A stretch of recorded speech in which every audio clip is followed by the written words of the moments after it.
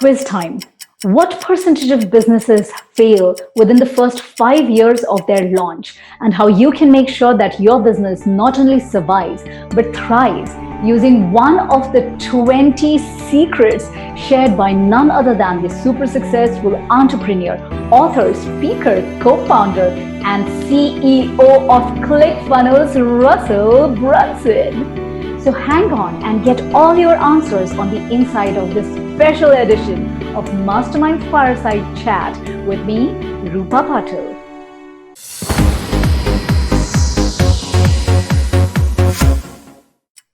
"50. That's the percentage of businesses that fail within first 5 years of their launch, in spite of having a great business idea, great product, services, and teams. And one of the reasons that happens is because these businesses run out of gas. So if you're a business owner, you very well know that in order to make sure that your business not only survives but thrives, is to ensure that your business has got rock solid, consistent cash flow. And what do you need for that? High paying, consistent clients. And what do you need for that?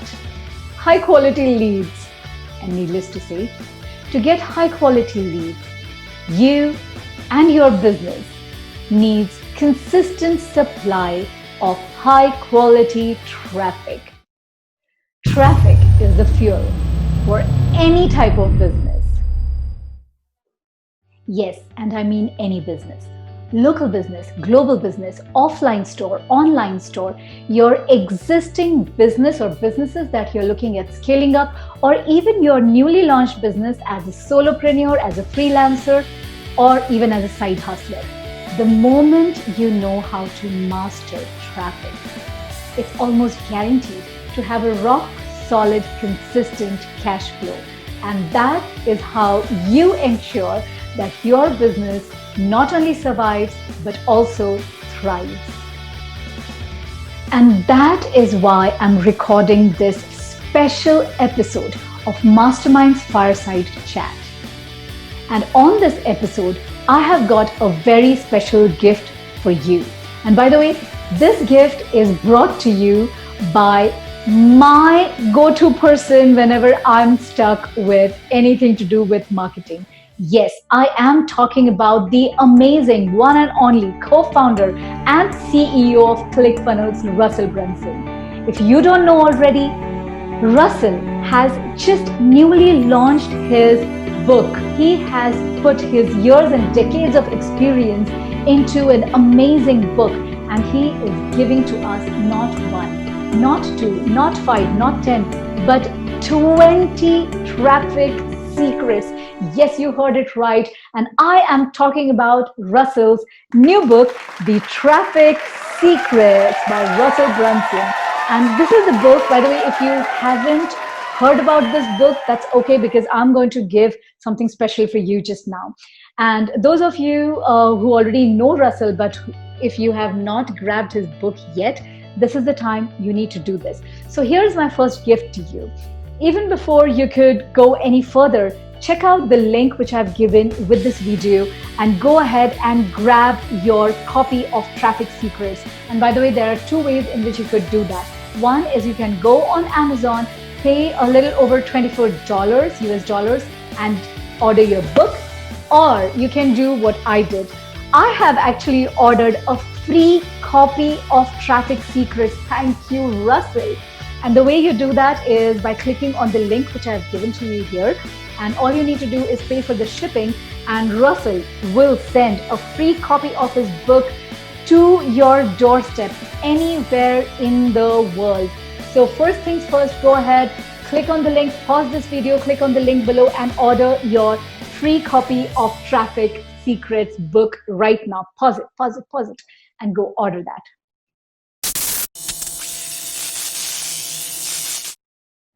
Welcome back. I hope you have already placed an order to claim your free copy of Traffic Secrets by Russell Brunson. If you haven't yet done that, the link is right here with the video. Don't miss this opportunity. Getting Traffic Secrets book for free. Wow. Now, Russell is a really smart person, indeed. So, Russell is not only giving you a free book, but he's also giving you an option to download the audio version of this book. Even I think it's also available on Kindle. Yes, so you can go download an ebook version, an audio version, and so on and so forth. But here is the best part.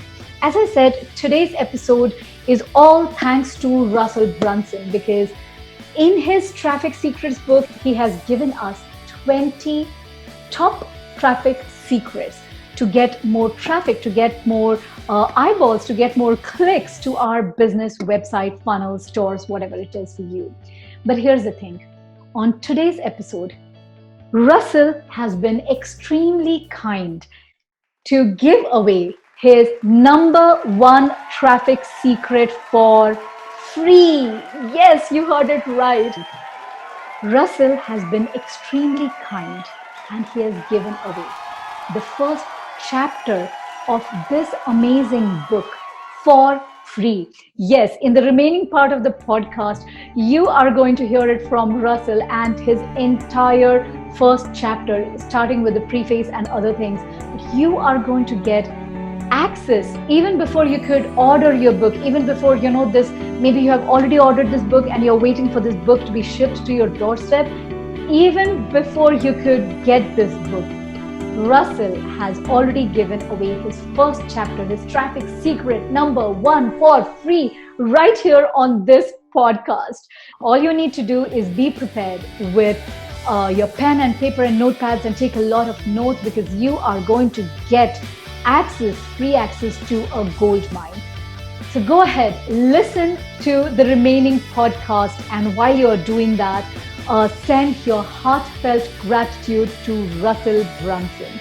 Enjoy the podcast, enjoy and take notes from the first chapter of Traffic Secrets, brought to you by Russell Brunson himself, and I will speak with you shortly after. Bye-bye.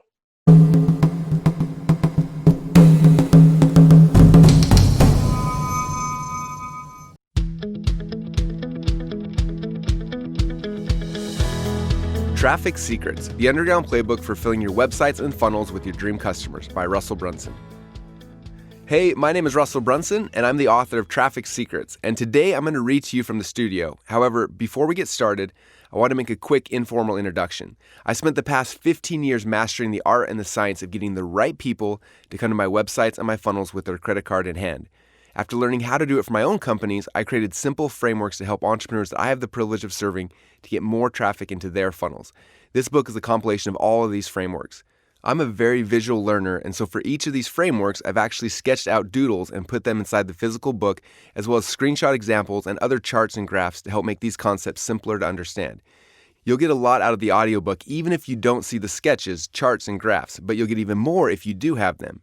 Because of that, I do recommend reading along with the physical book as you listen to the audiobook. We've also put together a special PDF with all the sketches and examples for our audiobook listeners that you can download for free at trafficsecrets.com/audio PDF. Thanks again for grabbing the audiobook, and I can't wait to help you get more traffic into your funnels. This book is dedicated to the entrepreneurs who I've been called to serve, my funnel hackers. You've made it possible for me to do a work that interests me and that I feel is meaningful and worthwhile. This final book in the Secrets trilogy was created to help you find more of the people who are waiting to hear your message. If this book helps you to reach even just one more person and change their life with your God-given gifts, then this work will have been a success. Forward by Dean Graziosi. $25,000. Did I hear 30? The voice of the auctioneer was fast, and the suspense built as the bidding got higher and higher. Yes, I said. $30,000 from the black-haired gentleman in the front. 40, a voice behind me said. 45,000 from the man in the back. 45, I said. $45,000. I couldn't see who was bidding against me, but when the auctioneer finally arrived at $50,000, I decided to stop bidding. To my surprise, so did the person behind me. The auctioneer yelled out, "Number 27, you win the bid." I was number 27. I won. I was bidding to name a commercial Virgin Atlantic plane. Yes, I know that may sound pretentious, but it was for a great cause. About 12 years before writing this, I was at one of Richard Branson's charity events. I had met Richard several years earlier when a friend and I raised a lot of money for his charity, Virgin Unite. At this charity event, I decided to go all in. Richard was paying all the bills for the charity, and 100% of the money we donated was going to help those who needed it most. Well, the gentleman 3 tables behind me had come to the same conclusion, which is why it was going to cost me $50,000 to name a plane. After I won the bid, Richard stood up and proclaimed, "Why fight over it, boys? I'll give it to both of you for $50,000. It's all going to charity." The person who walked up on stage with me and who was bidding against me was a young man who looked 10 years younger than he actually was. His name was Russell Brunson. It was the first time I actually met him in person. What a charming guy he was. I didn't really get to know Russell until a few years later, but when I did, I realized that he was one of the most humble, smart, ambitious, energetic, and authentic human beings I'd ever met. What most impressed me was how he talked about helping entrepreneurs to grow fast. He talked about them as if they were his children and with an authentic excitement. That's very rare in our world today. Russell's focus was never on how much money he was going to make or how big his business was going to be. He always looked through the lens of how to help people go faster. He took that energy and passion and co-founded a company called Clickfunnels, which has revolutionized the way people use the internet to turn their ideas into sellable products and services. Russell has truly given people a faster way to make an impact and profit from their ideas. Russell's passion drove Clickfunnels to become one of the fastest growing software as a service SaaS companies of all time, creating massive impact on tens of thousands of lives around the world. The overwhelming success people have gotten from using Russell's software and training is unprecedented, but that's not the only reason you need to read this book. The global economy and how we consume products and information has already changed drastically and will continue to evolve. Those who don't have the necessary skills and capabilities to sell their products and services, to market their brick-and-mortar companies, or to create funnels that bring customers to their door will be left behind. I'm not saying that to scare you, but understand I'm not just taking a wild guess. I see it coming, and I have the same passion Russell does. I've been blessed to be in the self-education industry for over 22 years. I'm a multiple New York Times bestselling author, and I've been able to start 13 companies that have generated over $1 billion in sales. These opportunities have positioned me at the edge of this world, and I can see the change coming. Is there any worse feeling than being left behind? Russell Brunson's passion for helping you avoid that feeling is why he wrote this book, and my shared passion is why I wrote this forward. This book reveals the most cutting-edge way to drive eyeballs to your product or service to help people find you. There's a classic movie with Kevin Costner called Field of Dreams. It's about building a baseball stadium in the middle of nowhere. The movie is great, but it sends a bad message that people will come simply by something being built. Unfortunately, too many people in business have taken the concept literally and have decided to run their businesses that way. They think if they build the best product or service, invent the best widget, create the best mastermind, or write the best book, the world will just find it. They think that as long as they have built the best product or service, people will just show up to buy it. The reality is they won't just come. Unless people know that you exist and you give them a compelling reason to come find you, they aren't coming. Without good marketing, your ideas will be just that, good ideas. Imagine looking back when you're 80 years old and feeling like you're just dabbling with 20 great ideas, but never really made the impact you desired. It doesn't have to be that way. Russell's expertise is massive, and he uses all of it in this book to expose the new way to drive the right people to your product, service, idea, company, mastermind, or book. He's giving you secrets that no one has revealed in this way before, and he does it in a simplistic manner that makes his lessons easy to absorb and understand. He reveals exactly how to drive traffic to your business, your product, or website. This is one of those books that, if consumed and applied properly, could be the game changer for your life. By the time you're done reading this book, you will understand so much more clearly why certain online companies are thriving and why others are struggling. You will understand why the businesses you started in the past didn't get the results you had hoped for. You might also realize that the reason why you're already doing so well and learn how you can do even better. The world has changed, and for those who don't know how to pivot, a life struggle may lie ahead. Or, less dramatic but equally sad, yours could be a life, a purpose unrealized. A life in which you don't tap into the next level and you never reach your full potential. In this powerful book, Russell Brunson opens his heart and shares the tactics and strategies necessary to make sure that you reach your full potential. Hold on tight and discover what it's like to profit, make an impact, and create a company with momentum that thrives in today's world. Preface: You bring the fire, I'll give you the framework. On September 23, 2014, Todd Dickerson, Dylan Jones, and I launched a new software company that we naively believed would change the world. The goal was to create a product that would free all entrepreneurs and give them the ability to get their messages out to the market faster and easier than ever before, so they could change the lives of the customers that they were called to serve. The company we launched was called Clickfunnels.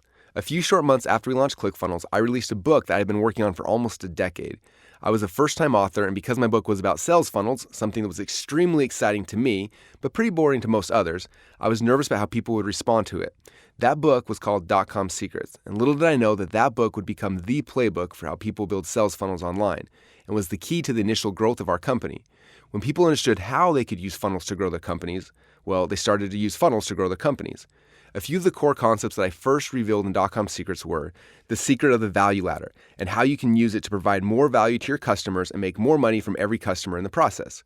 How to attract your dream customers that you want to work with and repel the types of customers that you don't want to work with so you only spend time serving the people that you enjoy being around.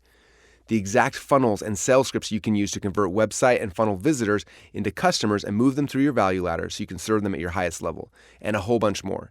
As Garrett J. White told me after reading the book and applying it to his company, I already had the fire, but you gave me the framework I needed to grow. Over the next 2 years, that book became the underground playbook used by over 100,000 marketers to build their sales funnels online.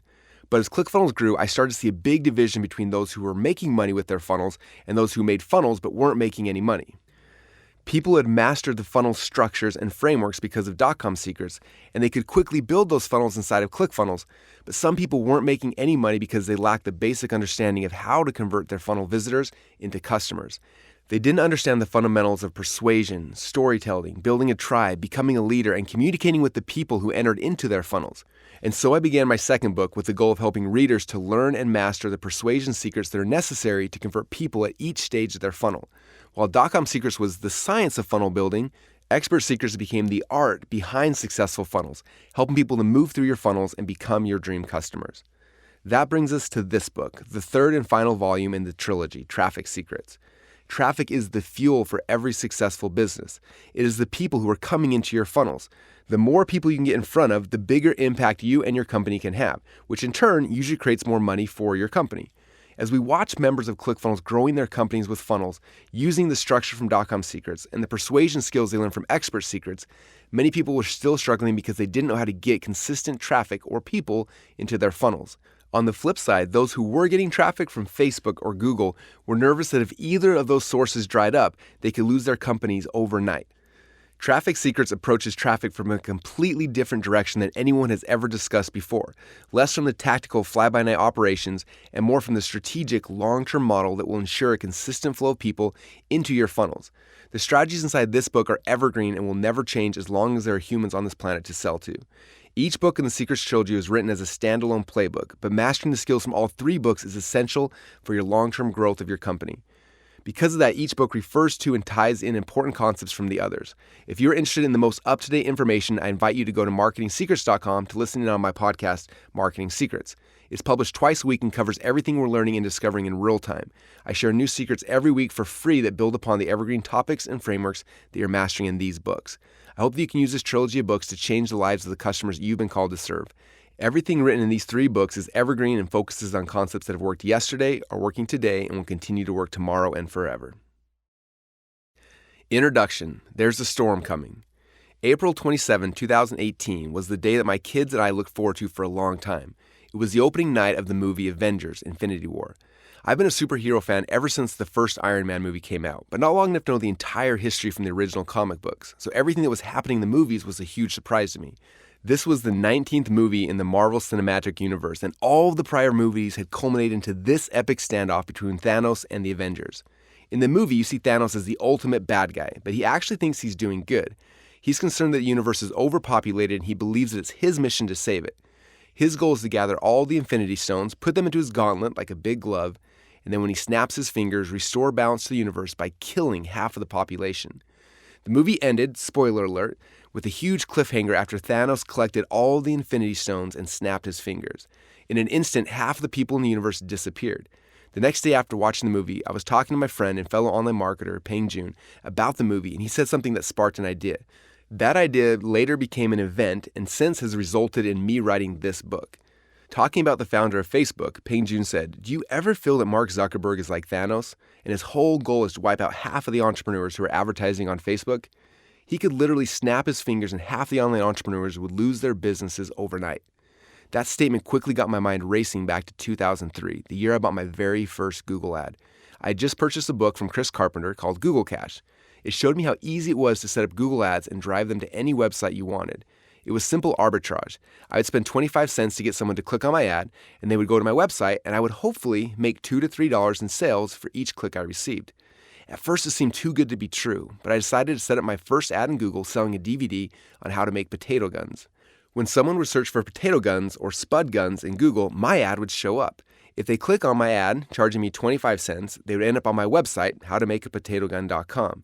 A percentage of the people who landed on this page would then buy the DVD, and I became an instant .com thousandaire.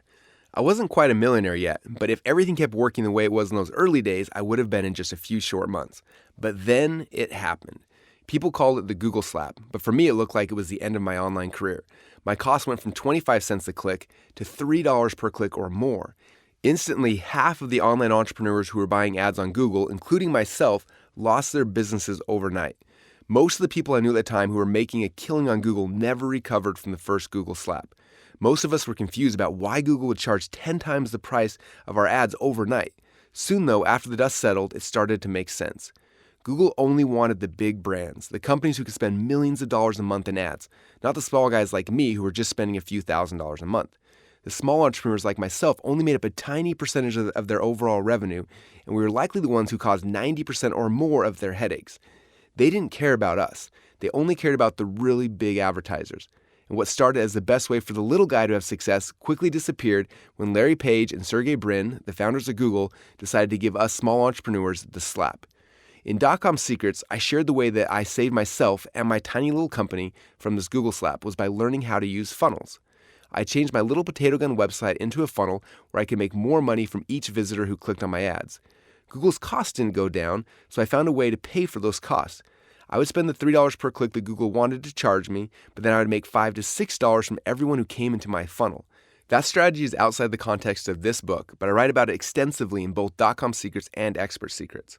After that initial Google slap, the entrepreneurs who survived started looking for other ways to save their companies.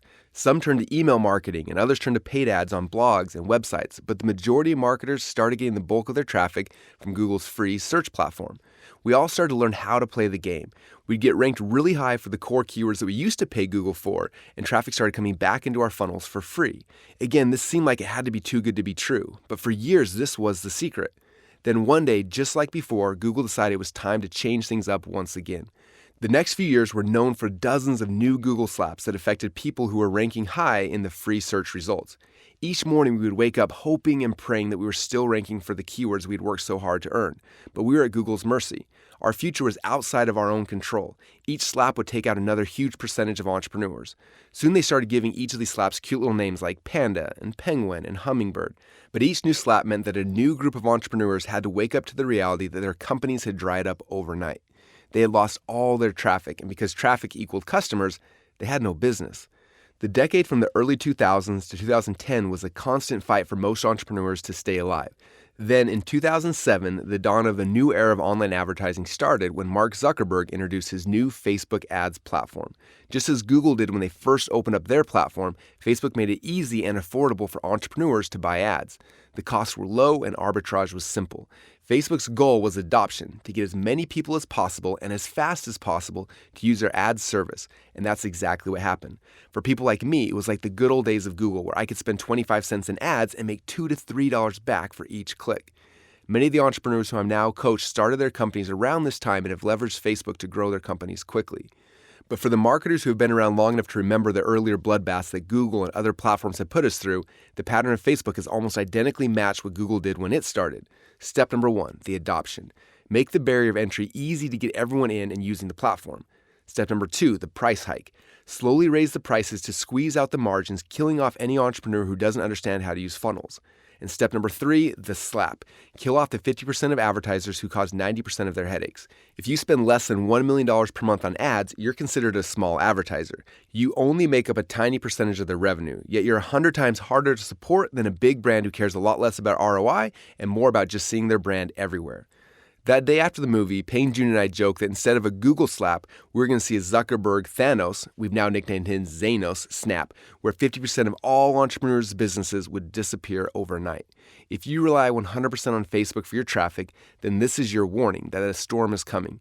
You should implement everything you read in this book so that you can protect your company and thrive during that storm. On the other hand, if the Zanos snap has already happened and you woke up one morning to a dead or quickly dying business, then this book is your answer on how to save your company and get it to thrive again.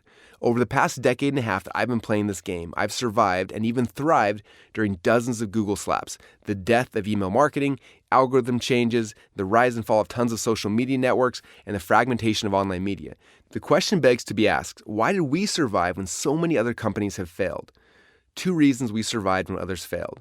First, we understand how to use funnels. With funnels, we can make 5 to 10 times as much money for each visitor who clicks on our ads, so we survive and thrive when costs go up. Second, we have mastered the strategy, not just the tactics, behind getting traffic. And these strategies work on all advertising platforms in the past, the present, and the future. If you master these strategies, then no slap or snap can affect the lifeblood of your company. There will be another storm soon, just like there was with Google. It's happened time and time again, and we know that the greatest predictor of the future is the past. This storm is headed our way, and thousands of entrepreneurs are unaware. I feel like I have a moral responsibility to 100,000 plus members of our Clickfunnels community, and to the million plus entrepreneurs who follow me, and to anyone else who will listen to prepare them for this storm. Those who master these strategies will absorb the traffic, customers, and sales of those who are not prepared. Master these principles, and you and your company will thrive. An evergreen book about the fastest changing topic of all time? My biggest fear when I decided to take on writing this book was figuring out how to create a book about traffic that was evergreen. After all, how do you teach concepts that will last forever on a topic that changes almost daily? Every book that I've read about traffic in the past 10 years has focused on trendy tactics, which usually become irrelevant within months of being published. Oftentimes, they become obsolete before they even get to print. The tactics behind how to get somebody to click on an ad and come to your website literally changes daily. In fact, I know people whose full-time jobs are solely dedicated to keeping up to speed with the changes that Facebook makes to its algorithms and ads manager. If I were to try to give you the latest tactic or hack that works today, by the time you read this paragraph, it'll likely be wildly out of date. How many of us would have known 5 or 6 years ago that Instagram would be the powerhouse it is today? Who could have foreseen that messenger bots would be a really cool thing and then be almost dead in the water for a few months because of Facebook's legal troubles, and then shortly thereafter come back to life? What social platforms and technologies are still waiting to be discovered that we haven't even yet conceived? I then started thinking about the wake of the dead businesses I've seen in the past 15 years. So many entrepreneurs found temporary success because they figured out one way to get traffic, or they mastered one tactic, for example, Google Ads or SEO, but then in one quick slap, they lost everything. I started thinking about why I've been able to not just survive during each of the slaps, but actually thrive. The more I thought about why we've done so well despite the constant changes, the more I realized I didn't learn traffic the way that most other entrepreneurs learn traffic. Normally, most people learn how to get traffic in the following manner. A new website will become popular and quickly grow to a big user base where entrepreneurs will see an opportunity where they can buy or earn traffic on this new platform. For example, Twitter or Facebook. A group of early adopters start using it and they figure out the tricks to leverage the platform to get traffic. For the next few months or years, they use these concepts to mine out tons of traffic at very low costs. Eventually, more people find out about it and start using these channels. With more demand for this new traffic, the supply goes down, and the platform starts charging more money for each click. An entrepreneur may see the opportunity that this new tactic has created and try to capitalize on it by teaching others how to do it. After learning how to exploit this new traffic, tens of thousands of new people start using the platform. Demand goes up, supply goes down, and the price quickly increases. Others see the success of this new course teaching this new tactic and they want in. A few dozen copycat courses come out, and now there's a small army of people selling courses on how to leverage this new type of traffic. Demand goes up, supply goes down, and the price keeps going up. Somewhere in this process, you or the marketing person on your team sees the ad for the course, so you buy it, you study it, and you start leveraging this new loophole. How much you are paying for these ads will depend on how early you got in, which also determines how much success you'll have when using this tactic. Eventually, the costs will get high enough that most businesses will no longer be able to profitably use these tactics. Those who understand funnels will last much longer because they will make more money from each visitor who clicks on their ads, but this tactic will soon become obsolete. This process is how most people learn to get traffic to their websites and into their funnels, and that's where the problem comes from. How are you supposed to build your foundation for your company on a slippery slope like that? The reason why I am here today is because I started playing this game 15 years ago. There weren't any traffic courses teaching the latest tactics. The people I studied with didn't have the internet when they were growing their companies. The people I learned from were some of the old school direct response marketing greats like Dan Kennedy, Bill Glazer, Gary Halbert, Jay Abraham, Joe Sugarman, Chet Holmes, Fred Katona, Don Lepre, Eugene Schwartz, David Ogilvy, and Robert Collier. These guys didn't have the luxury of Facebook or Google. They learned the strategies of driving traffic before there even was an internet. Instead, they drove traffic with direct mail, radio ads, TV, and newspapers. These direct response marketers forced me to look at marketing and sales in a completely different way than people do today. They trained me on the core strategies of what makes a direct mail campaign work, how to get radio, magazine, or classified ads to profitably drive customers to you. The strategies I mastered during a decade of studying direct response marketing gave me a very different lens, which has given my company the ability to be on the front of the new trends, master the emerging tactics before most people even know they exist, see opportunities that are invisible to most everyone else, and laugh every time there's a Google slap or a Zanos snap. Moving forward, you have to understand that traffic is people, and people are extremely predictable. The core strategies that I'm going to teach you will outlast and supersede any particular platform so that you can apply them anywhere. The big challenge. Some of you may be shocked or even offended that nowhere in this book, a book entirely about traffic, will you see a single image of the Facebook ads editor or a detailed explanation showing you how to set up your Google Ads campaign. I didn't put any platform-specific screenshots inside this book because I wanted this work to remain evergreen for you. The backends of each of these systems are constantly changing, and any snapshot I take today would be out of date before you even started reading. Instead, we'll be focusing on strategies that don't change, including identifying your dream customers, finding out where they are congregating online, learning how to work your way in, understanding how to buy your way in, creating your own publishing platform, building your own distribution lists. All of these strategies have one big thing in common. When the storms come, the user interfaces change, or the traffic moves, they will still work.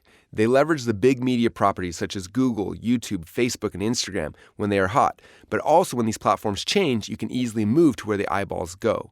It worked for me when I was forced to move from Friendster. Most of you don't even remember Friendster, do you? To MySpace, to Facebook. And it will work when we have to move from Facebook and Google to the next big networks too. This book will give you the safety and security you need to know that your business, traffic, and leads are all on stable ground. In Section 1, you will learn how to identify exactly who your dream customers are, where you can find them, and how to get access to them. In Section 2, I will show you the simple pattern you can use to drive traffic into your funnels from any advertising network, including Facebook, Instagram, Google, and YouTube.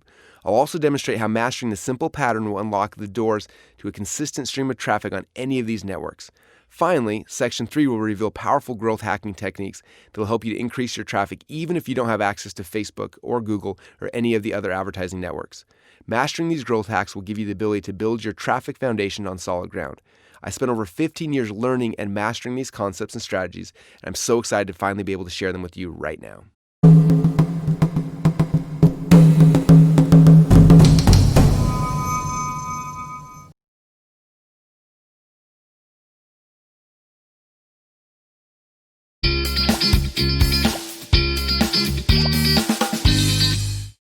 Section 1, Your Dream Customer.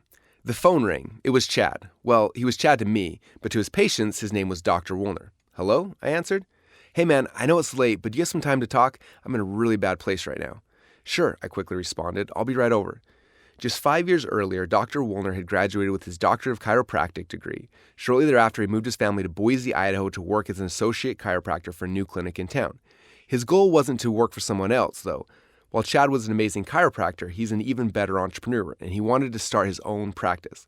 He went through the process of writing a business plan, getting a small business loan, remodeling a new office, getting logos designed, and everything else that goes into starting your own business. I knew that business had been slow ever since he had opened his doors, but I didn't know how slow until I got to his office that night.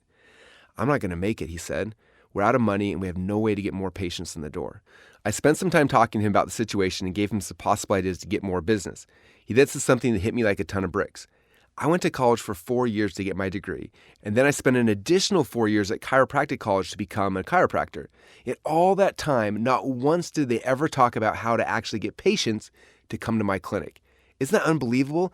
They could lock up an entrepreneur for 8 years to teach them a skill, but not even spend 10 minutes showing them how to market that skill? To me, it's the biggest problem with our education system, and it's one of the biggest issues that plague new entrepreneurs in any market. They believe that if they build a great product or create an amazing company, the customers will automatically follow. I see entrepreneurs who will invest every last penny they have to create the products and services they think will change the world without ever considering who their dream customers are or how they're going to reach them. They'll happily invest in coaching, product creation, design, education, almost everything. But when you tell them to buy ads on Facebook or Google, they freeze. Or when you tell them they're going to have to put in their own time and sweat equity to get visitors organically, they often think that they're above it. Some think, my product is so good, I don't need to pay for traffic. Still, others believe that they're entitled to customers because they feel they built a better product than their competitors. So they wait, all the while thinking, if I built it, why aren't they coming? Yet after coaching hundreds of thousands of entrepreneurs, I can tell you that people who put all their focus on creating something amazing, instead of also focusing on getting people to actually see what they created, are the people that fail. The biggest problem they have is getting their future customers to discover that they even exist.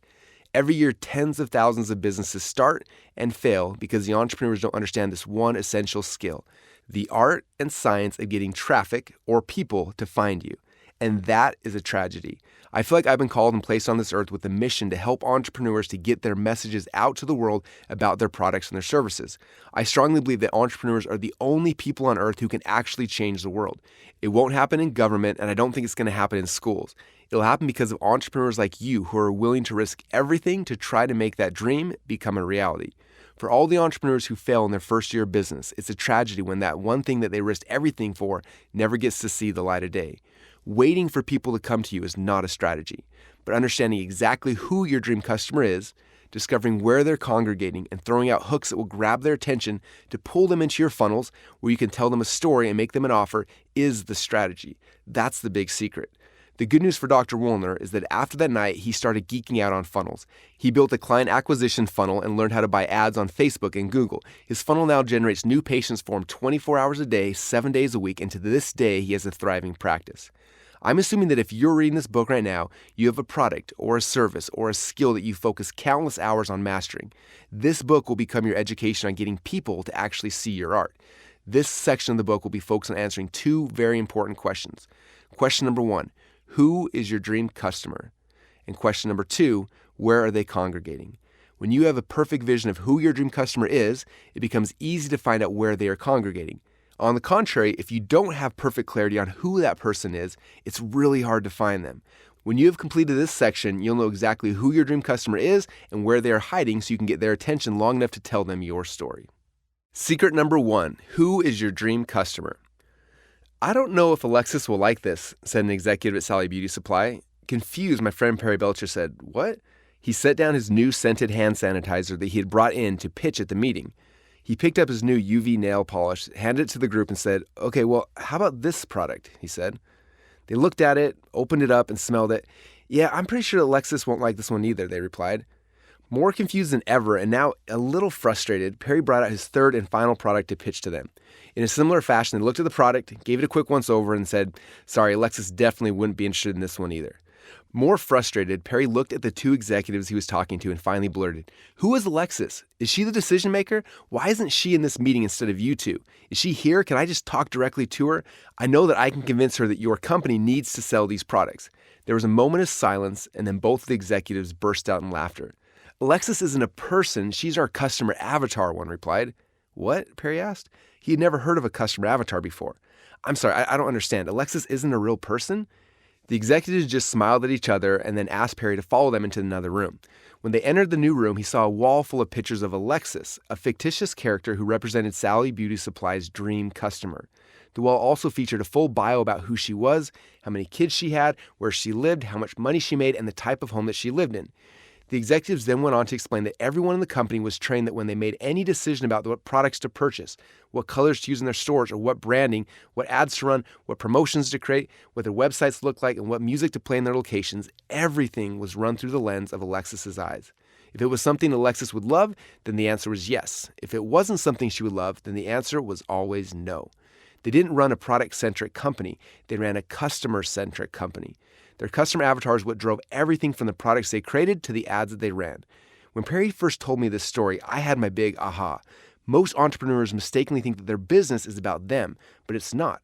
On the contrary, your business is about your customer. If you want customers or traffic to come into your funnels, then you have to be able to find them online. And if you want to find them online, then you have to start to understand them at a much deeper level. Becoming obsessed with your dream customers. The first step in this process is to become obsessed with your dream customers. Companies that become obsessed with their products will eventually fail. As we've grown Clickfunnels, I've seen this happen time and time again. Every company we've competed against, even though some of them had hundreds of millions of dollars in funding behind them, eventually lost to us because they were busy focusing on their products while we became obsessed with our customers.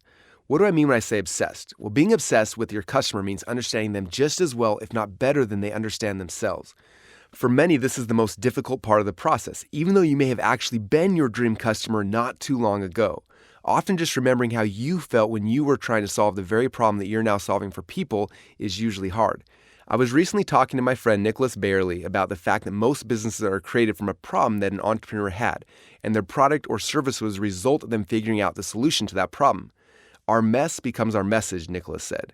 When you're frustrated about a problem you're having, you look for a solution. If you're not able to find the solution that gives you the results that you want, then you'll likely go on a journey to find or create your own solution. In that way, your problem becomes your business. In other words, your mess becomes your message. If that's true, then you need to look back in time to find the point where you were struggling with the same problem that your dream customer has now. Then you need to remember what you were feeling when you were in that pain.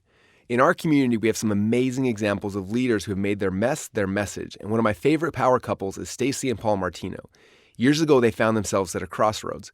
Their relationship was broken. Paul had tried for months to stay, but eventually he felt so much pain that he decided to leave. As he broke the news to Stacy late one night, she broke down and cried. Her relationship was over, and the pain she felt was too much to bear. I won't tell their full story here, but the short version is that because of this experience, Stacy knew that to save her relationship, she needed to change first. She put in the work to transform herself, and in the process of her changing, Paul changed as well. After saving their own marriage, they developed a unique process to heal marriage that doesn't require couples work. Instead, they believe that it takes just one person in a relationship to change it for the good. Their mess became their message, and now they've dedicated their lives to helping others find relief from the same pain that they felt years earlier. With their unique systems and tools, they've helped to save thousands of marriages. In a society where more than 50% of all marriages end in divorce, the students who go through their program only have a 1% divorce rate. Stacy and Paul are successful at finding and helping their dream customers because just a few years ago, they were their dream customers. Because they really deeply understood the pain, they could identify their dream customers' goals and aspirations and can identify where they were congregating to help move them towards those goals. They are a product of their product. In the early 20th century, Robert Collier published one of the great books on copywriting, the Robert Collier Letter Book. In this book, he shares how to really understand your customers. If you're going to find them, persuade them to follow you, and hopefully change their lives with the products and the services you sell, you need to know and understand them better than they understand themselves. Collier believed that we as marketers should not be trying to figure out how to create the next amazing ad campaign, but instead we need to learn how to enter the conversations already taking place in the customers' minds. If you want to really understand who your dream customers are and where they are congregating online, you need to be able to enter the conversation that's already taking place inside of their mind and see the world the way that they see it. When you can truly understand the core pains they are trying to move away from and the core desires and passions they are trying to move towards, it becomes really easy to identify exactly where they exist online. As soon as you know where they are online, then you can hook them and bring them into your funnels where you can serve them. We will go into greater detail on how to do that throughout the rest of this book. Now that we have the foundation covered, let's dive into identifying your dream customers with the 3 core markets, sometimes known as the 3 core desires. The 3 core markets/desires. In Expert Secrets, I introduced the concept of the 3 core markets or the 3 core desires. The 3 desires, in no particular order, are health, wealth, and relationships. When people purchase any product from anyone, they're hoping to get a certain result in one of those 3 areas of their lives. So the first question you need to answer is this: which of these 3 desires is my future dream customer trying to receive when they buy my product or service? This is the very first layer to getting inside the minds of your dream customer, and for most people, the answer is pretty simple. However, sometimes people get stuck in this question for one of 2 reasons. Reason number 1, my product fits into more than one of these desires. Many products can be marketed towards getting a result in more than one of these desires, but your marketing message can only focus on one of them. Anytime you try to get your potential customer to believe in 2 things, your conversions will usually cut in half, most times by 90% or more. To target 2 different desires, you need 2 different ads leading to 2 different funnels. Only focus on one desire with each message you put into the market. Reason number 2, my product doesn't fit into any of the desires. This false belief was best resolved at one of our recent events where someone told one of my head coaches, Steve J. Larson, this exact same thing. Steve responded by telling the story of Gillette razors and asking which desire a razor fulfilled. At first, everyone was quiet, and then a few people started guessing. Health, another mumbled, or maybe, Steve then played one of the Gillette ads. In it, you see how the story develops. First, a man is shown shaving. After the shave, a beautiful woman gets closer to him, and then the 2 go out for the night on the town. Finally, the ad shows the 2 together back at home in their room. After showing the ad, Steve asked the question again a little differently. What desire was this marketing message created for? Instantly, everyone responded, relationships. Most products can fit into multiple categories, even if they may look like they don't fit into any category at all. But no matter what, the key is that your marketing message can and must be focused on only one of the three core desires. I want you to take a few minutes and decide which of the three core markets or desires your product or service currently fits into. Away from pain towards pleasure. Now that you've identified which core desire your product or service is focused on, the next step to entering the conversation inside your customer's mind is to understand which direction they are moving. Every human being on this planet is always moving in one of two directions when they make a decision: away from pain or towards pleasure. Moving away from pain. The first direction that people can be moving in is away from pain. Let me show you a few examples of moving away from pain for each desire. Health, moving away from pain. I'm overweight and I don't feel comfortable in my clothes. I don't have energy and I feel tired all the time. I hate what I see when I look in the mirror. Now, wealth, moving away from pain. I hate my job and I want to fire my boss. I have no money saved and I'm scared I could lose my job. Everyone around me makes more money than I do. Relationships, moving away from pain. I'm in a bad relationship and I don't know how to get out. I feel alone and I want to feel what love feels like. I feel awkward when I'm around people I don't know. Each of those statements above are conversations that people are having inside of their own minds. While these are broad examples, when I actually wrote down the thoughts that my particular dream customer was having, I did 3 things to try to understand the conversations they were having with themselves each day. Number 1, I wrote out hundreds of phrases that I used to say to myself when I was trying to solve this problem for myself initially. Number 2, I looked online in forums, message boards, and groups to see what other people are saying when they're trying to get out of pain. And number 3, I really tried to put myself in their shoes and wrote out what I believe people were thinking. Exercise. For this exercise, I want you to write down at least a dozen things that your potential future customers are saying or thinking as they're trying to move away from pain. This exercise is something that you should be continually doing every day. I'm always looking for the questions and the statements that people in my market are saying as they try to move out of their pain. Moving towards pleasure.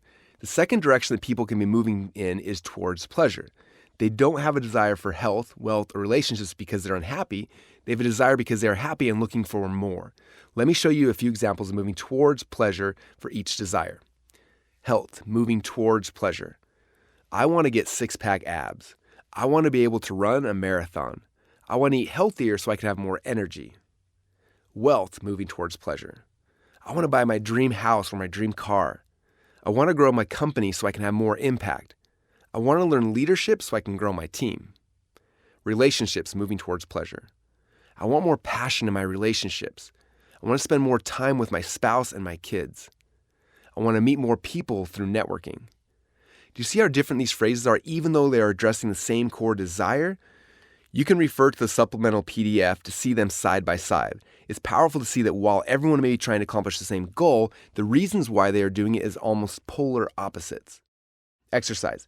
Now I want you to spend a few minutes doing the second exercise. Write down at least a dozen phrases that people in your market who are moving towards pleasure may have running on a loop in their heads. The more phrases you can find, the more traffic streams you'll be able to tap into. So make it a continual process to identify and write down the conversations happening inside your customers' minds. And as you'll see in the next secret, understanding the phrases that are going on inside your customers' minds in both directions, moving away from pain and towards pleasure, will guide you to finding them. The searcher and the scroller. To really understand how to use the conversations that are going on inside the minds of your dream customers, we need to go back in time a few hundred years ago before the internet, before TV, and before radio to where traffic began. Until the early 1800s, people mainly obtained products based on what they needed. They would be in some type of pain, and they would go search for a solution to solve it.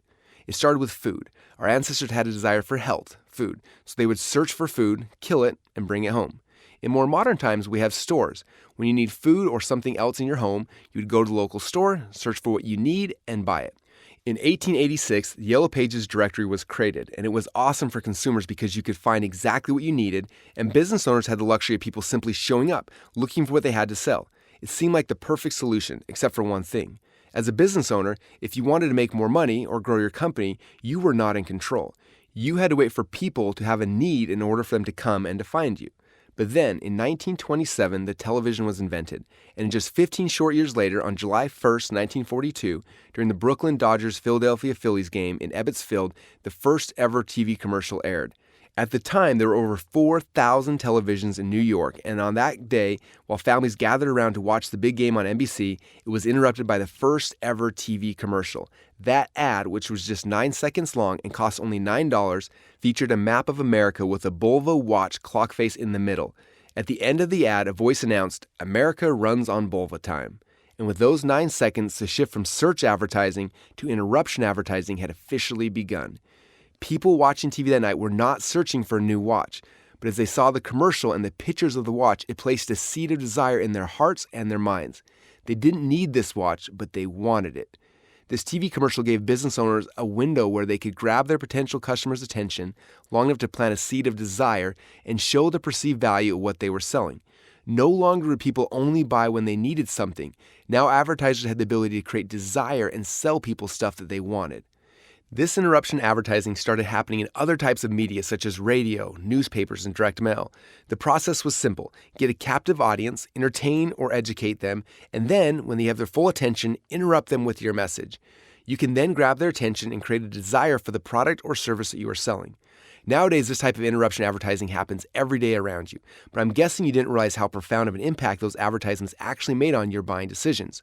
To show you how effective interruption advertising is versus traditional search advertising behind the scenes, I want to share with you a story from my friend Trevor Chapman. Trevor used to run a big sales team of people who sold alarm systems door to door. At the time, if you were to go to Amazon and search for home security systems, you would quickly find hundreds of options, each one competing on price. If someone had a need for an alarm and went to Amazon to buy it, usually they would buy the cheapest one that still had the highest ratings. Trevor then compared people searching online for home security systems to what his sales team did every day. He explained, "We would go down the street and knock on people's doors and interrupt them from their days. Minutes earlier, they had no desire for a home security system. Because we interrupted them, though, we had a small window where we could make a presentation and show them the perceived value of our home alarm system. This presentation would create a desire in them to buy the alarms from us. We would then make them a special offer that they could only get from us right there, right then. In less than an hour, we'd walk away with a monthly monitoring contract that would be worth over $2,999 to us in the next 5 years, as opposed to the $199 version they would get by buying the alarm on Amazon." It's interesting to note that when the internet started just a few decades ago, it followed a very similar pattern. It began with searches. People had some type of need, usually to get out of some type of pain, and they would immediately go to the search engines looking for a solution to their problems. Later, we were all introduced to social media through platforms like MySpace, Facebook, and Instagram. And just like the Bulva ad in 1941, in 2007, Facebook announced the first ever social interruption advertising with Facebook ads. People would be online talking to their friends, posting pictures, liking images and videos, and then, suddenly, your ad would show up in their Facebook feed. You had a small window of time to grab their attention, create a desire for your product or your service, and to make a special offer. The pros and cons for search. The pros for search-based traffic is that when they come to you, they're hot buyers who are ready to buy. This is similar to people who walk into your store or find you in the yellow pages and give you a call. The con with search-based traffic is that they're not just searching, they're also comparing options with your competitors. You got to be the price leader as well as the quality leader and the niche leader. People who are searching are also researching all of those things. So until you become good at funnels and offers, you're likely to be trying to beat your competitors by lowering your prices. Unfortunately, trying to be the cheapest product is never a good strategy. The pros and cons for interruption.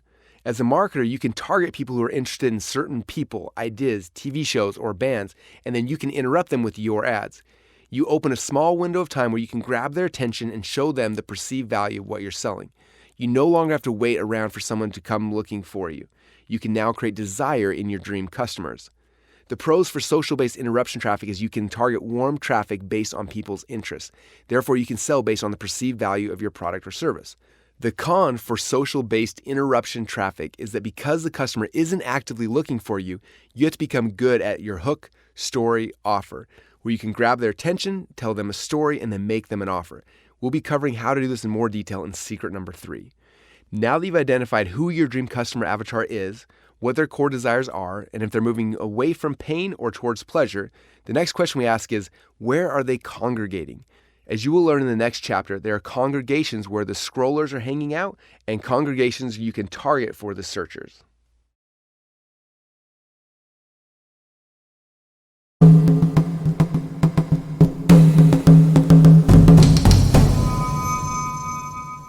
Welcome back.